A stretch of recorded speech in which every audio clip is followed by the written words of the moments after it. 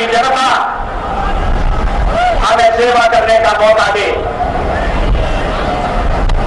ಈಗ देश अभी आपने हमारी लोकसभा की प्रत्याशी श्रीमती सुषमा स्वराज को सुना।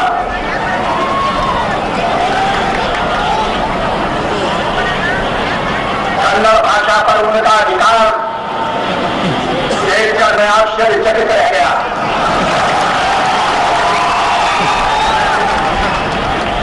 मुझे डरे कहीं कर्नाटकवासी उन्हें अपने यहां न रख लें, दिल्ली जाने से मना करें।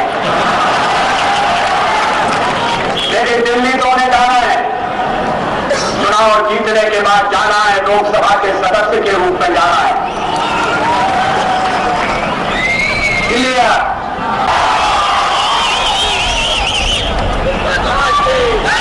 श्रीमती सुषमा स्वराज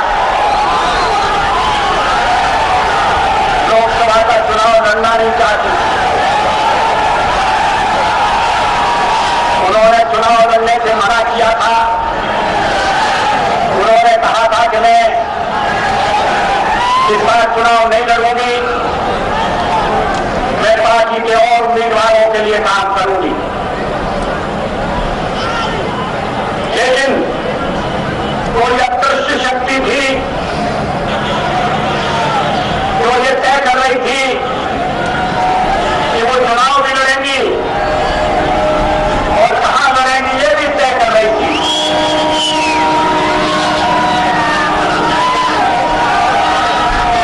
श्रीमती सुषमा स्वराज रेल लाइन से लड़े और यहां से विजय प्राप्त करें, इसके पीछे कोई अदृश्य हाथ दिखाई देता है, इसके पीछे कोई दैवी शक्ति दिखाई देती है। और इसलिए आज वो आपके बीच में हमारी प्रत्याशी के रूप में उपस्थित है। श्रीमती सुषमा स्वराज नमಗೆಲ್ಲ ಹೇಳಿದ್ರು ಈ ಬಾರಿಯ ಚುನಾವಣೆ श्रीमती सोनिया गांधी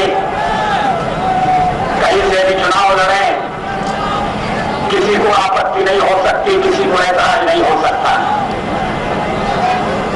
लेकिन रेलगाड़ी आने के लिए उन्हें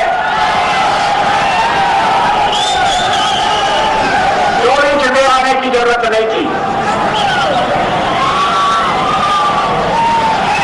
ये स्वतंत्र देश है, लोकतंत्रवादी देश है, जहां रात के अंधेरे में काम नहीं होना चाहिए।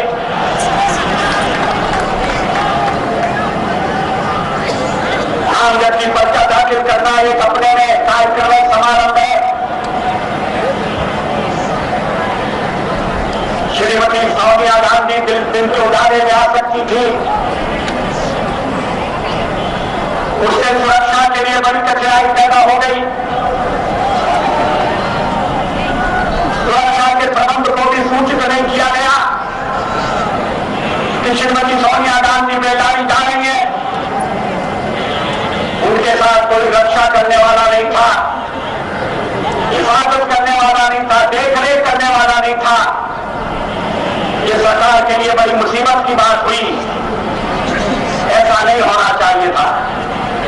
श्रीमती सोनिया गांधी प्रधानमंत्री न बने, ये आवाज सबसे पहले कांग्रेस पार्टी के बीच में से उठी, उनके घर में से उठी। श्रीमती सोनिया गांधी और प्रधानमंत्री ಆಗಬೇಕು विश्व पार्टी के जो लोकसभा में नेता है श्री शरद पवार, उन्होंने ये मांग उठाई, जो कांग्रेस की तरफ से लोकसभा के अध्यक्ष रह चुके हैं। कल ये श्री संगमा, उनकी ओर से ये आवाज उठाई गई। श्री तारिक अनवर ने ये आवाज उठाई। ये सब कांग्रेस के थे जिन्होंने आवाज उठाई कि विदेशी मूल का कोई व्यक्ति राष्ट्रपति या प्रधानमंत्री नहीं होना चाहिए। बाद में इस मांग को और दलों ने समर्थन दिया। ये मांग कोई व्यक्तिगत रूप से उनके खिलाफ नहीं है, लेकिन देश के हितों की रक्षा के लिए किस तरह का प्रबंध किया जाए ये देशवासी अनुभव करते हैं। लोग सवेरे विदेशी मूल के होने के अलावा किसको कितना अनुभव है ये भी एक महत्वपूर्ण पहलू है जिसको ध्यान में रखा जाना चाहिए। विदेशी मूल मात्रा मैंने आपको कहा कि मैं तो 40 साल विरोधी दल में रहा हूं। मैंने कभी विरोध के लिए विरोध नहीं किया, रचनात्मक विरोध किया, विधायक विरोध किया और धीरे धीरे सीढ़ी दर सीढ़ी चढ़ते चढ़ते आज मैं इस स्थिति में पहुंचा हूं। मानो आज के जीवन में हमारे 13 महीने के शासन में ये भविष्यवाणियां की गई थी कि हम सरकार में आएंगे तो उपद्रव हो जाएंगे, दंगे होंगे। कोई दंगा नहीं हुआ, कोई सांप्रदायिक उपद्रव नहीं हुआ। लड़ाई के दौरान भी सारे देश में शांति रही, भाईचारे का वातावरण रहा। घटनाएं चिंता का विषय है, उन्हें सख्ती से रोकने की आवश्यकता है। आजादी के 50 साल बाद भी हम सामाजिक न्याय नहीं ला सके, इसका हमें अफसोस है। मगर अगर दोबारा हमें सेवा करने का मौका मिलेगा तो हम इस दिशा में प्रगति करके दिखाएंगे। ये आपको विश्वास दिलाना चाहते हैं। ये देश सर्वधर्म संभाव में विश्वास करता है। यहाँ जगतगुरु विश्वेश्वरैया जैसे महापुरुष हुए जिन्होंने समता का संदेश दिया, जिन्होंने एकता का पाठ पढ़ाया। भारत में एक धर्म मानने वाले, सब धर्मों का विकास हो, सब धर्मावलंबी सुरक्षित रहे, सुखी रहे, ये हमारी संस्कृति है, ये हमारी परंपरा है। हमारी सरकार ने 13 महीने में इस बात की ओर पूरा ध्यान दिया है। हम चाहते हैं कि महिलाओं को और अधिक शक्ति संपन्न किया जाए, उन्हें सत्ता में भागीदार बनाया जाए।